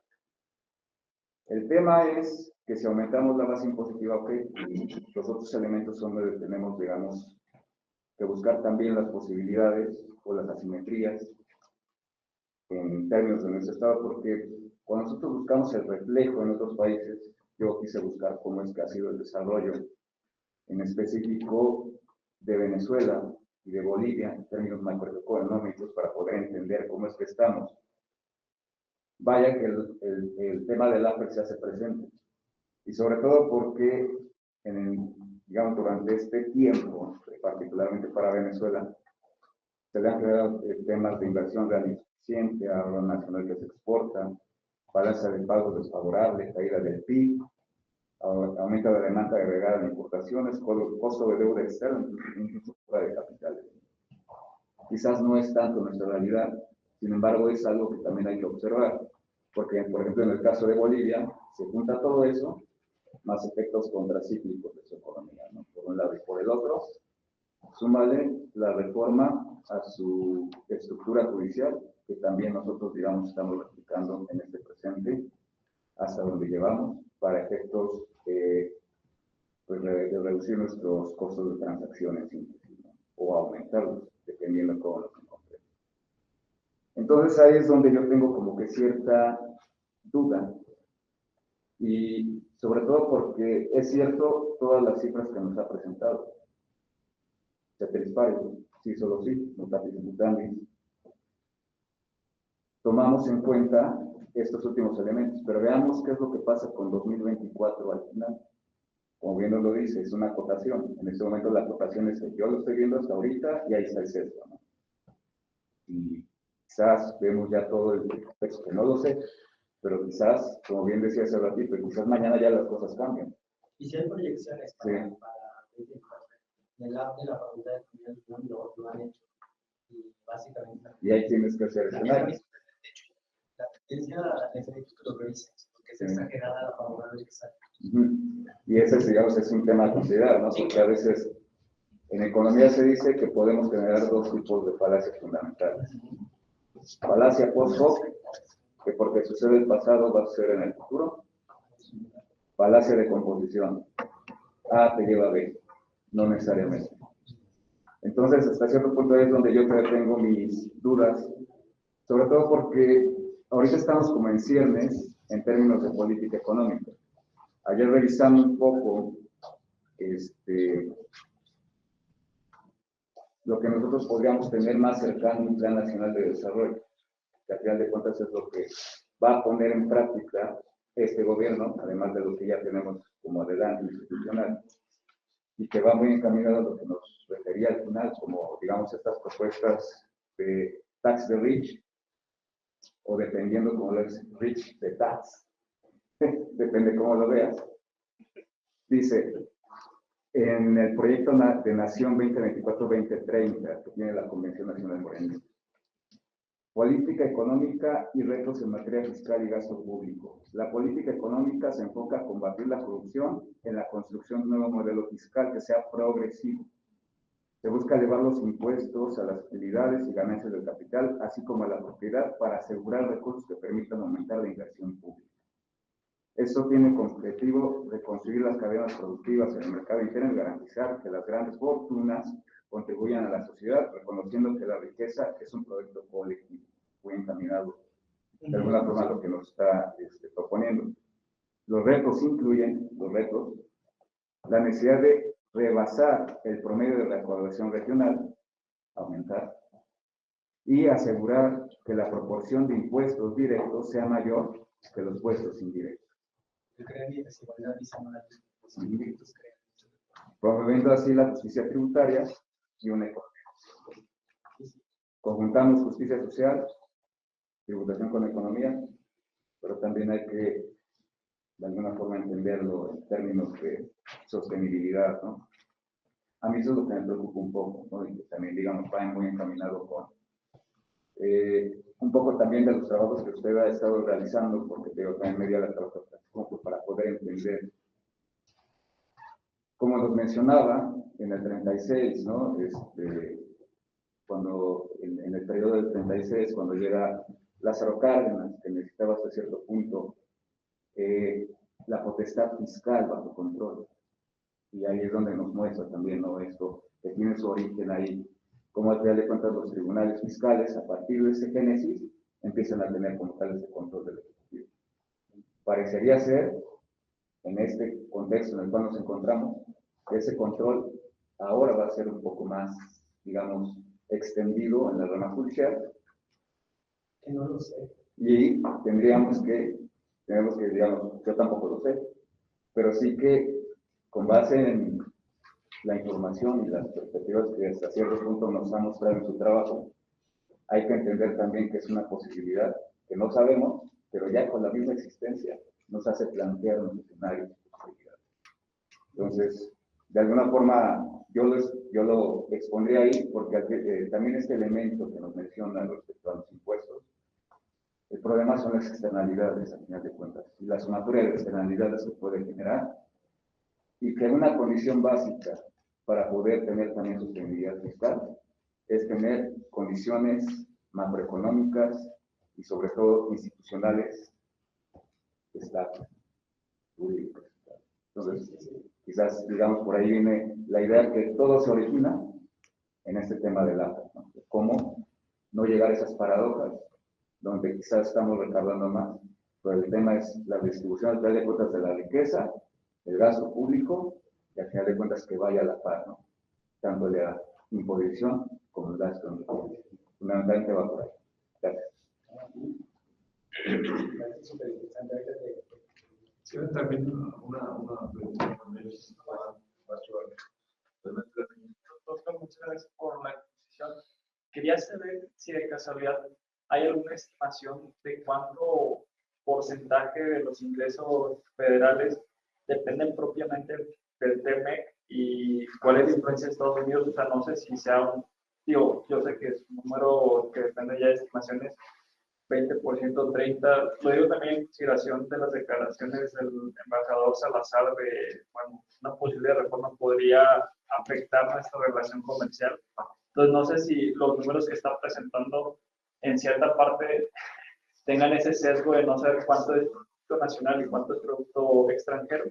Entonces, yo es más que nada saber si hay alguna estimación o conocer algún autor que pueda hacer de referencia. Sí, hay que desagregar los datos. Una pregunta. ¿Qué opinión tiene respecto de este hecho de que las comunidades indígenas recientemente han estado pidiendo, por ejemplo, pidieron al Tribunal Electoral que les permitieran el uso directo de recursos públicos del ramo 28 y 33, digamos, en términos de generar algún conflicto en la administración pública o generar un cuarto nivel de administración de impuestos? Eso sería lo que. Gracias. Muy bien, muchísimas gracias. Bueno, el asunto, vamos a tratar de hacerlo. El tema de las gasolinas es bien interesante porque eso le pertenece al IEPS. Cada determinado tiempo estamos viendo subvenciones que efectivamente nos permiten tener tipo de insumo para lo que hacemos todos los días que no se salga de lo cotidiano y que encarezca los precios, ¿no? De hecho, hay incentivos fiscales en la ley del impuesto de la renta para el autotransporte, para el transporte de carga. Entonces, eso es algo que efectivamente sale de las arcas nacionales. Bueno, no sale, es que nunca entra, es una especie de cosa contable que ahí está. Y hay más, vamos a encontrar muchas más que ahí vienen y que sí yo creo que más adelante se tendría que pensar en ello. O sea, el ideal si algo nos ha enseñado el capitalismo, es que el capitalismo es proteccionista. Entonces, cuando uno piensa en Estados Unidos, debe de pensar en una economía que protege a los de dentro. O sea, cuando uno piensa en las subvenciones al maíz, Estados Unidos tiene subvenciones a los productores de maíz, por eso producen y pueden competir con otros de fuera. Esto del libre mercado, de dejar hacer, dejar pasar, es un mito que alguien les dijo que el capitalismo hacía y que se tiene que seguir haciendo. Es protección arancelaria. México tiene, la Secretaría de Economía tiene el objetivo de proteger a la industria interna para que no sea destruida por la industria externa. Si no, pensemos en las cuotas compensatorias para los productos que vienen de países con competencia desleal. No sé si en algún momento esto se pueda quitar para siempre, pero bueno, allí está. Bueno, el asunto de las subvenciones y el gasto para las personas mayores y otras subvenciones sociales. Siempre he retado a mis estudiantes de economía, sobre todo de la actuaría, a que presenten trabajos donde nos digan el impacto que tienen estos subsidios en la economía de a pie. Porque el argumento jurídico se cae totalmente al ver el argumento cuantitativo. Había un historiador que decía que lo cuantitativo le iba a quitar lo bueno para nada a la historia. Que nada más era chisme. Entonces, cuando alguien empezó a hacer gráficas y a decirles, se les cae. El argumento jurídico cae cuando hay gráficas que demuestran cosas que antes no se podían ver. Entonces, yo les he señalado a los estudiantes, yo quisiera saber, y ustedes lo saben hacer porque saben hacer regresiones, proyecciones y tienen laboratorios, ¿cuánto ha aumentado el margen de ganancia de empresas que están cercanas a estos sectores sociales que reciben subvención y que antes no las recibían? Ejemplo, si ahora recibo 2,000 pesos, ¿cuánto gana el señor dueño de la tienda de electrodomésticos, Electra, el Coppel? ¿Cuánto ha ganado? Porque me están dando 2,000 pesos cada determinado tiempo, no sé cuánto, para que pueda comprar. ¿Cuánto eso ha inyectado a la economía mexicana? Porque en una de las gráficas les mostré el aumento en el IVA. Ese aumento en el IVA tiene que ver porque hay mayor poder de consumo. Ahora, esta estrategia de este poder de consumo puede ser mínimo en sectores, pero hay poder de consumo que antes no estaba. ¿Sí? Decía un profesor que se utiliza toda la vida, decía, bueno, la crítica es que se lo van a gastar en comprar bebidas alcohólicas. Pues nada más que antes no se gastaban eso ni en las bebidas alcohólicas. Entonces no hay, alguien tiene que presentar este impacto de las subvenciones en la economía mexicana. ¿Cuánto ha aumentado la recaudación por dar esto? Ahora, la estructura macroeconómica mexicana es diferente a otras, y eso tampoco hay un estudio. Es decir, que las subvenciones aquí parecen ser un éxito y en otros lugares parecen ser un fracaso, eso es una explicación que todavía no tenemos de parte de economistas ni actuarios. Alguien tiene que hacer ese estudio. A mí me encantaría que antes fueran con eso y me dijeran, sí, es un fracaso, no aumentó en nada, o es un éxito, aumentó en eso. Perspectivas que presentamos aquí. Bueno, los datos están ahí para interpretarse. Si nos vamos a la deuda pública, bueno, México tiene 50.1% de deuda sobre su Producto Interno Bruto. Si nos vamos a ver Estados Unidos tiene 120.31% sobre su Producto Interno Bruto. Es casi 2 veces más de deuda que la mexicana. Se quiere comparar con alguien grande. Si quieren comparar con alguien mediano, la deuda alemana es de 63.60%. La deuda mexicana es de 50.2%. Es un índice estable. Nosotros trabajamos con generalidades. Las particularidades son otra cosa. También me encantaría que alguna administración pública, un abogado versado en impuestos, nos pusiera a trabajar variables como qué tanto la fiscalidad está enlazada con las variables de reforma de hoy en día. Es decir, qué tanto una reforma a ciertos sectores va a impactar en esta fiscalidad. En 1910, y eso cuando estalló la revolución, Enrique Cárdenas hizo un estudio bien interesante. Uno pensaría que la revolución mexicana vino a destrozar todo. Cuando corrieron a Porfirio Díaz, que se fue a vivir a París, cuando vino Madero, que mataron a Madero y todo, Enrique Cárdenas demuestra que la economía mexicana era tan fuerte que no resintió nada del periodo de 1910 hasta el 13. Solamente hasta cuando Carranza se echa encima de Emiliano Huerta es cuando la economía mexicana sufre un tropiezo, pero el tropiezo nunca más de 2 años. En 1917 ha recuperado los niveles porfirianos, para el 20 los ha superado y sigue caminando. Y entonces yo les digo a los alumnos, si un presidente renunció y se fue a morir al extranjero y se le levantó medio país y esto cayó, no sé qué me están diciendo todos ustedes. Una cosa es el argumento jurídico, el argumento social y otra cosa los números. Pero sí hay que tenerlos presentes. La segunda que me encantó, la discusión de Luis René, me fascina la discusión porque efectivamente nos pone sobre la mesa variables macroeconómicas. ¿No? La disciplina fiscal es una variable que hay que tomar en cuenta y sobre todo los límites que tiene esta fiscalidad. En el sentido de que podemos diseñarla, pero necesitamos saber a dónde va. Por ejemplo, Nora Lustig acaba de dar, Nora Lustig es una economista de la desigualdad, siempre se ha medido en ese. Acaba de señalar que el sistema fiscal mexicano a la larga produce una desigualdad que debe ser corregida. Básicamente está señalando una de las cosas que se dice. Porque dice, los sectores capitalistas se han abocado a decir que los impuestos directos deben ser los que deberían estar como base, porque son el IVA y todos los que no sientes. Pero claro, esos afectan a todos y más a los que compran cosas básicas, porque los están pagando. En cambio, ¿qué no quieren pagar? Los capitales que pagan impuesto sobre la renta, ¿no? Los que pagan impuesto sobre la renta alto o más o menos alto, esos se dice que deben estar protegidos bajo la vieja concepción de que el capital genera más riqueza. Y en este caso, pues Nora Lustig nos dice que no, que esto al final del día genera desigualdad. Y pone un ejemplo, me gustaría que buscaran ese libro de Nora Lustig, que se llama La desigualdad en México, en 5 cuadrillas que se enseña cómo funciona el proceso político y económico. Dice Nora Lustig, en 1977, el PRI, y en este caso otros gobiernos de hoy en día, dicen, presumían que México había cambiado de un patrón, digamos, de dependencia económica a otro, porque decían que se creaban nuevos empleos cada año. Entonces, cada año decían, se han creado 500,000 empleos, estamos en el progreso, estamos en no sé qué. Y Nora Lustig les dice, híjole, cuando yo veo esto y analizo la realidad mexicana de ese año, la pregunta es, ¿por qué no se la hacen así? Quizá el crear más empleos y que la gente entre a emplearse no significa progreso económico, significa recesión económica. Porque hay gente que antes no tenía que entrar al mercado laboral porque vivía o de sus rentas o vivía y que la crisis es tan grande que ya no vive de sus rentas y tuvo que irse a emplear.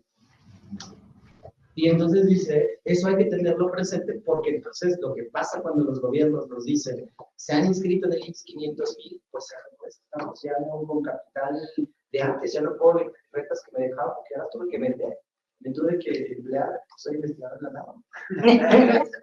¿Qué tuvo que pasar esto para que esto fuera así?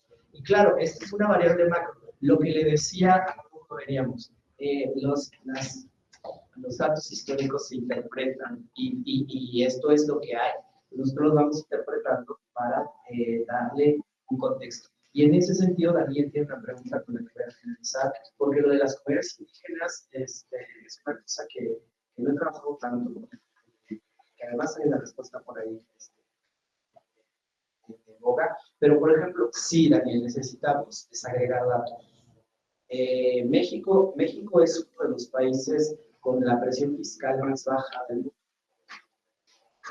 Los economistas le han dicho, en realidad en México la presión fiscal es del 11%. En general, pero es de 11% más los ingresos petroleros llega a ser del 20%, 25%.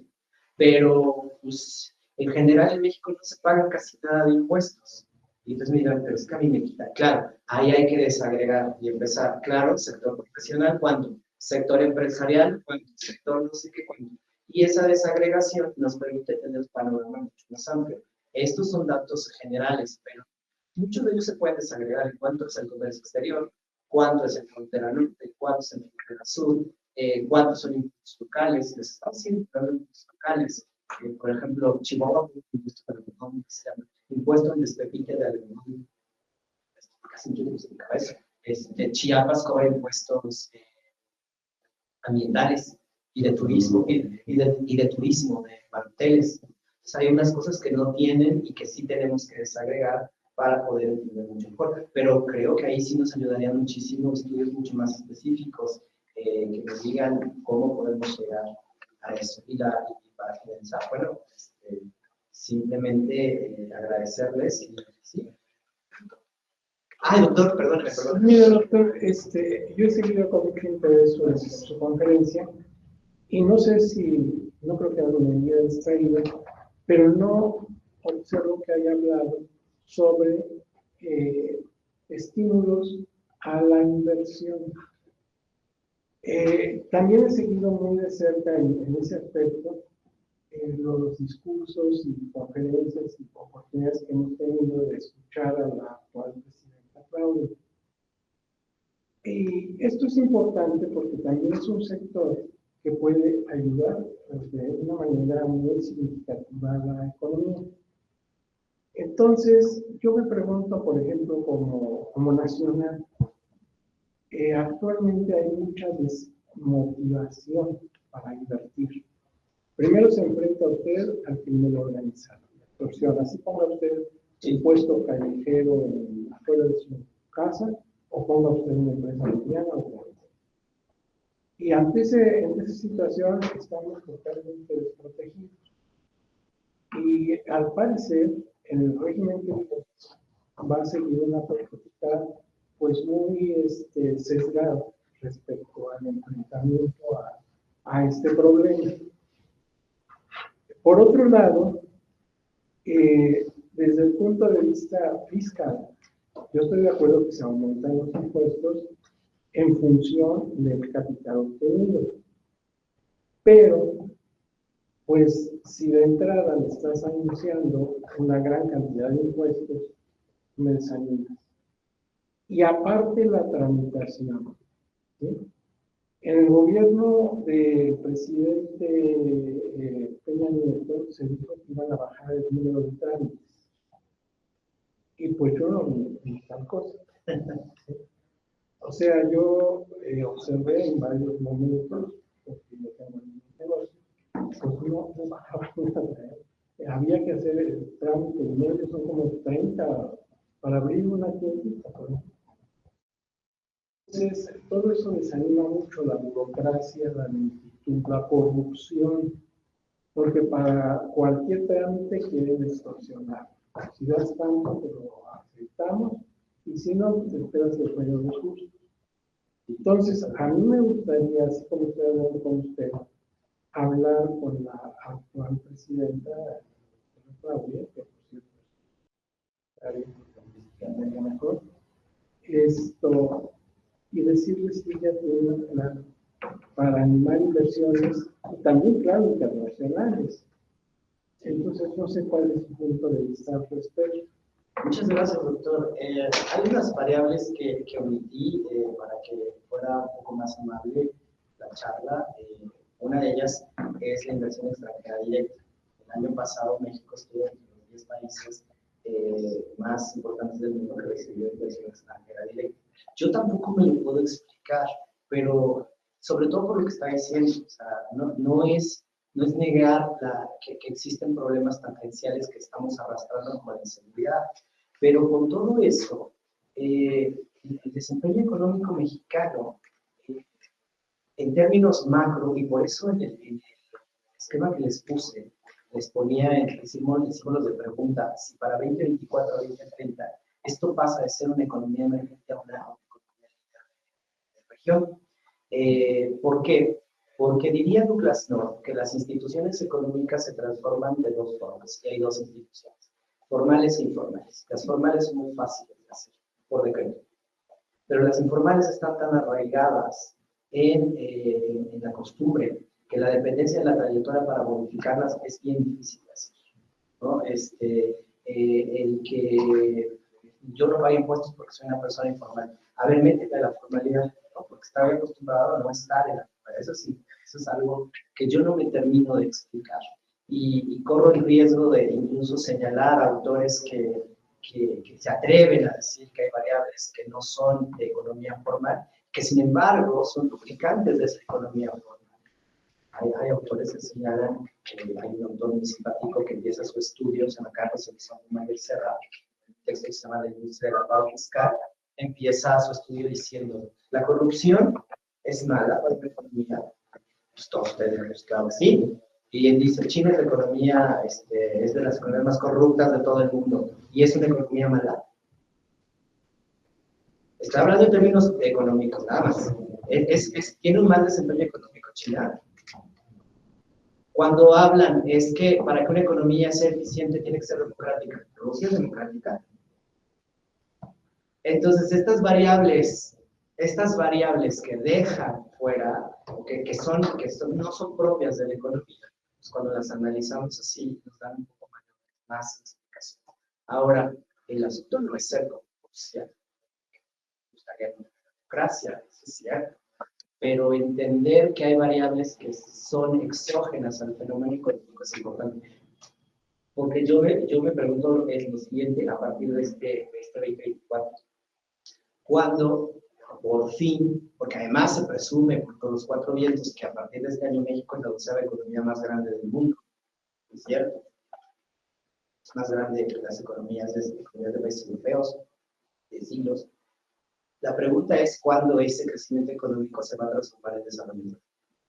Esa sería una gran pregunta. ¿Cuándo el rico se va a preocupar, o sea, el país rico, de distribuir esa riqueza? No lo sé. Entonces, en ese sentido, lo que usted nos dice me llama mucho la atención porque el estímulo económico pues, no parece estar presente. Sin embargo, yo como analista de la economía de largo plazo, me pregunto cómo llegamos hasta aquí con todo y eso que estamos viviendo. Alguien algún día buscamos hacer un texto sobre eso y decimos cómo hicimos para estar aquí. Pero nada más es una perspectiva de lo que puede suceder en este gobierno y sigo insistiendo, no sé qué pasa.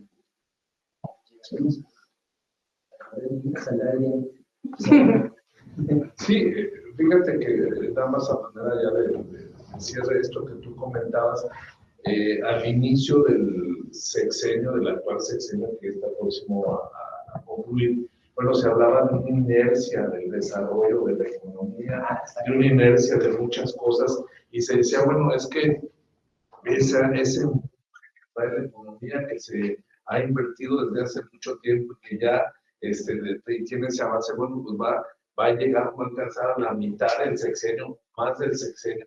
Yo creo que esto que tú comentas es una parte bien importante, porque quizás en esta entrada del nuevo sexenio que ya estamos a días, ¿sí? Pues quizás se va a ver la realidad, un contraste de qué tan bueno, qué tan malo estamos. Vamos con una óptica muy objetiva, porque también pues hay temas muy subjetivos de que es que le metemos ahí un poquito el feeling político y el feeling del sentimiento partidista, ¿no? Entonces, es una cuestión también que creo que, como tú lo dices, pues vamos a tener que analizar y vamos a tener que ver con datos duros. Otro tema también importante es ese aroma del crack financiero mundial, que tú sabes que cada 100 años, por esta época, se da. O sea, y vamos, otros temas que, bueno, también son cosas que están en el propio aire. Y por último, el tema también de los apoyos a sectores vulnerables de la sociedad, que en otros países se dan con un nombre y apellido, ¿cómo usted deja parado como país? ¿Por qué se dan 8,000 pesos y en otros países se dan 4,000 pesos a los jóvenes? En otros países como España, por ejemplo, que tienen los jóvenes que van empezando un apoyo también en sus créditos hipotecarios con una tasa bajísima, el seguro de desempleo, o sea, varias cosas que son importantes que pues, ameritan, mi querido Carlos, posteriormente a través de Dani te vamos a invitar pues para saber cómo quedaron las cosas, qué rumbo vamos, y con parámetros muy objetivos. La verdad es que te agradecemos mucho tus comentarios, tu plática, y no sé si quieres hacer un comentario hacia eso.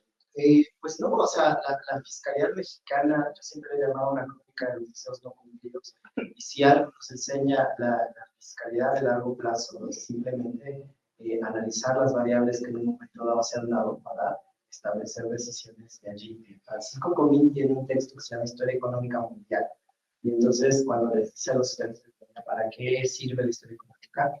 Pone el caso del director de la Reserva Federal, que dice que en 2008, en 2007 los economistas declararon que iba a haber crisis económicas. Ya se acabaron. Ya vivíamos en la opulencia. Hasta que empezaron a aparecer los famosos Black Swans, los negros.